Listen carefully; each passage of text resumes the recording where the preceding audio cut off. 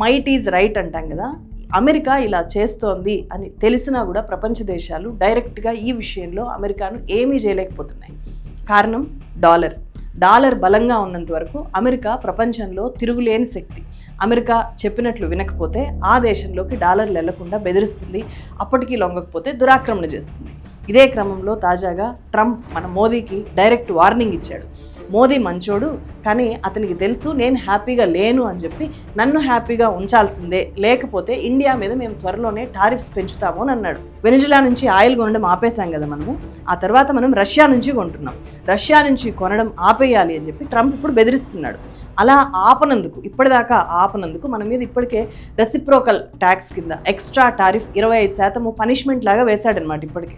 So అంటే Indian imports మీద మొత్తం ఇప్పుడు 50% అమెరికన్ టారిఫ్స్ అమలవుతున్నాయి. దీన్ని ఇంకా పెంచుతాను అని చెప్పి ఇప్పుడు అంటున్నాడు. ఇప్పటికే లాస్ట్ అక్టోబర్ నుంచి మన ఎక్స్పోర్ట్స్ భారీగా తగ్గిపోయాయి. ఎక్స్పోర్ట్స్ కంటే ఇంపోర్ట్స్ చాలా ఎక్కువగా ఉన్నాయి మనం చేసుకునే ఇంపోర్ట్స్. అందుకే రూపాయి విలువ పడిపోతుంది. అమెరికా టారిఫ్స్ తగ్గించలేదు అంటే మన రూపాయి విలువ ఇంకా ఘోరంగా పడిపోతుంది అనమాట. సో ఇప్పటికే పెంచిన టారిఫ్స్ తగ్గించాల్సింది పోయి ఆయిల్ ఇంపోర్ట్స్ని ఆ డీల్ని రద్దు చేసుకోకపోతే నేను ఇంకా టారిఫ్స్ వేస్తాను అని చెప్పి ట్రంప్ అంటున్నాడు. ఇలాంటి పరిస్థితి చూస్తే ఎవరికైనా ఒకటే అనిపించాలి, ప్రపంచం మొత్తాన్ని కూడా అమెరికా మాత్రమే ఆడిస్తుంది. అమెరికా ఆడుతున్న ఆటలో మిగిలిన దేశాలన్నీ కూడా జస్ట్ ప్లేయర్స్ అంతే అని చెప్పి, ఇండియాతో సహా.